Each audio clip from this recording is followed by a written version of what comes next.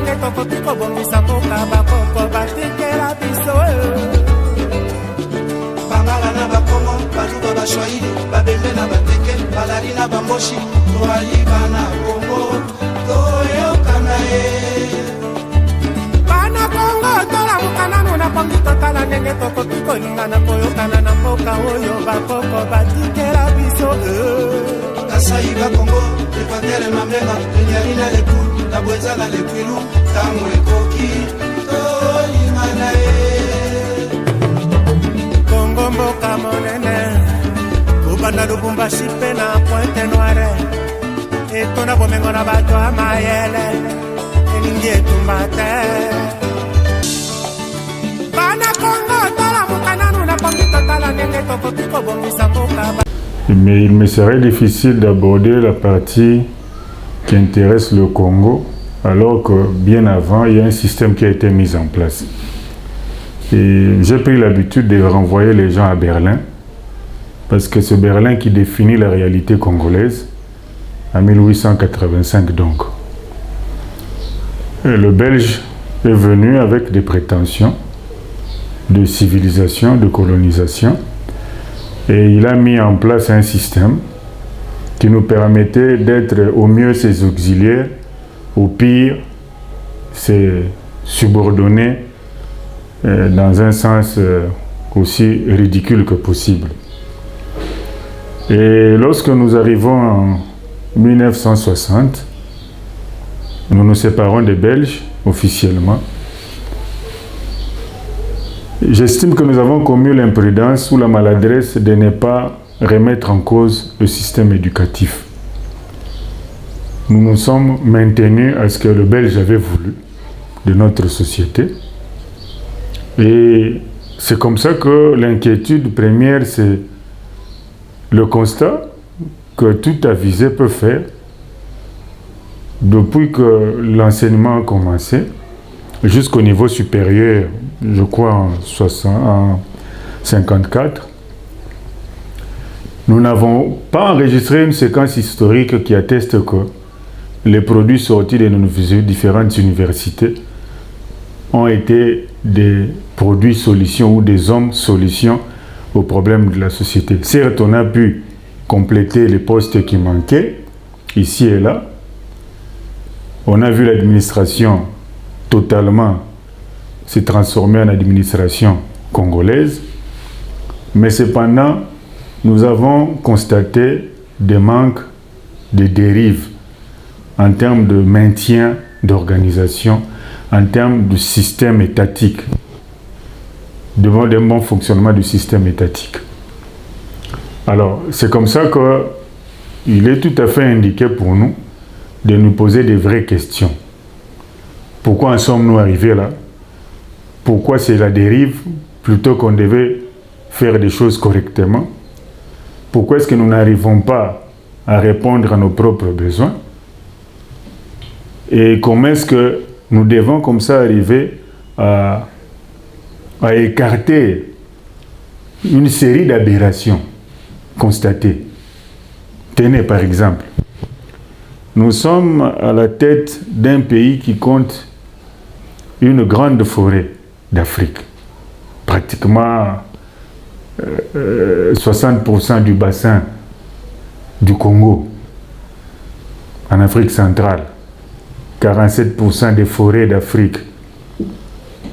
Mais même pour avoir des bancs, pour équiper les écoles, nous continuons à assister aujourd'hui à des écoles qui ne sont pas équipées en bancs. Ce sont des aberrations.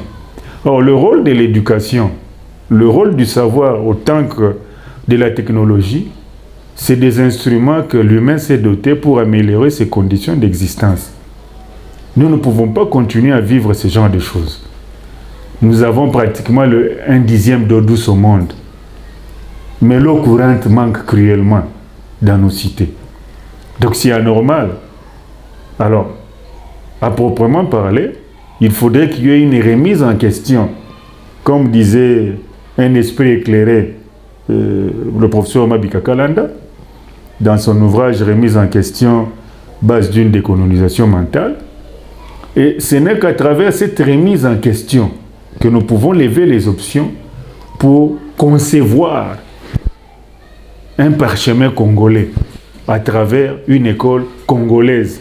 Pourquoi école congolaise? Parce que ce sera une école qui va cadrer avec notre cosmogonie. Nous allons comme ça convoquer les réalités de notre environnement propre et à partir de cela, nous serons en mesure de faire une projection sur la société que nous voulons devenir, sur l'homme que nous devons définir pour que le Congo soit une société qui évolue dans l'harmonie, dans une synchronisation des énergies positivement. Être en mesure de proposer un homme congolais droit debout, un peuple smart, un peuple discipliné, un peuple qui est prêt à se lancer dans la bataille des intelligences. Et à ce titre-là, je demanderai aux dirigeants, autant que ceux qui sont dans le secteur de l'éducation nationale en général, de s'arrêter. De s'arrêter parce que l'heure est grave. Nous devons donner des signaux clairs par rapport à nos générations présentes ainsi que futures. Parce que nous avons un rôle à jouer. Je suis convaincu que notre pays, la RDC, a un rôle à jouer. Et c'est un rôle de leadership naturel. Ce n'est pas un hasard si la divine providence nous a dotés d'autant de ressources qui font l'objet de la grande convoitise de nos voisins. Donc il serait temps de rabattre les cartes, de nous mettre autour d'une table, de penser l'école congolaise. Il est admissible que nous ayons des minéraux partout, mais que nous n'ayons pas de grandes écoles de minéraux. Il est inadmissible que nous ayons comme ça autant de ressources aléotiques, mais que nous n'ayons pas des centres de formation appropriés par rapport aux besoins des Congolais. En fait, l'école congolaise, c'est une école qui va préalablement répondre aux besoins des Congolais que nous sommes. Donc voilà, c'est comme ça que je vois les choses. Et en tant qu'ouvrier de la nouvelle mentalité, il est de notre obligation, que nous faisons d'ailleurs une exigence permanente, de veiller à ce que les choses se fassent correctement pour relever ce Congo, pour que le Congolais reprenne sa face devant les autres nations.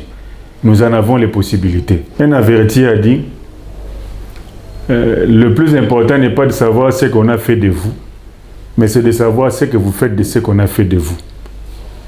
Si nous passons notre temps à nous larmoyer, à nous plaindre de ce qu'ils ont fait, ils sont venus avec une mission qui était bien spécifique, se servir des ressources des Congolais.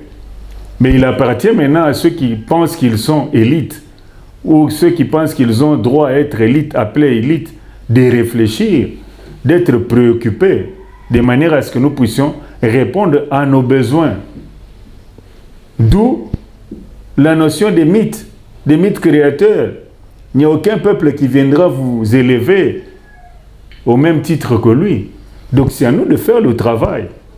C'est à nous de nous élever. Nous en avons les possibilités. Je crois que le fonctionnement du corps humain ne diffère pas des peuples qui ont avancé. Beaucoup l'oublient, mais même la technologie, autant que le savoir, ont commencé ici. C'est l'Afrique qui a bercé cela. Alors c'est à nous de nous arrêter, de réaliser qu'effectivement, en tant qu'humains, nous avons un premier rôle à jouer. Donc voilà. Généralement, il se pose un problème. Oui, puisque nous avons comme ça un système éducatif calqué sur le modèle belge et pratiquement francophone. Mais la solution n'est pas d'aller solliciter les autres à proprement parler. La solution, c'est entreprendre une démarche en profondeur qui serait une démarche interne. Et c'est comme ça que vient la maturité.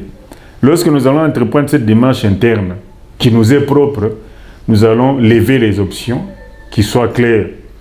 Et tant mieux s'il faudra à un certain moment coopérer avec les uns les autres, mais tout en ne nous écartant pas de notre volonté d'entretenir, de chérir un modèle d'enseignement congolais. Nous en avons les possibilités. Donc, mon invitation, ce serait beaucoup plus de ramener les gens à se recentrer sur eux. Parce que lorsqu'on se recentre sur soi-même, on a la possibilité de lire dans l'obscurité. Cette obscurité ne va plus vous effrayer, mais vous allez comprendre qu'à travers cette démarche-là, vous arrivez à poser les jalons sûrs pour votre devenir.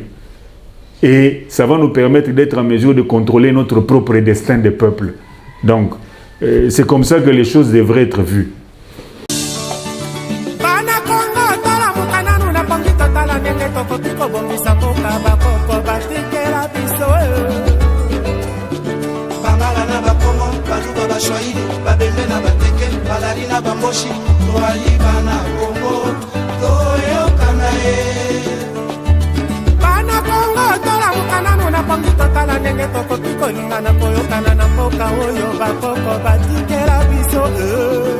Kasaïga Congo, Équateur Mamenga, Nyarina le Pou, la Bwenzala le Kwilu, Kamwe Koki, Congo mboka monene, Kubanda Lubumbashi pe na Pointe Noire, etona bomengo na bato ya mayele, elingi etumba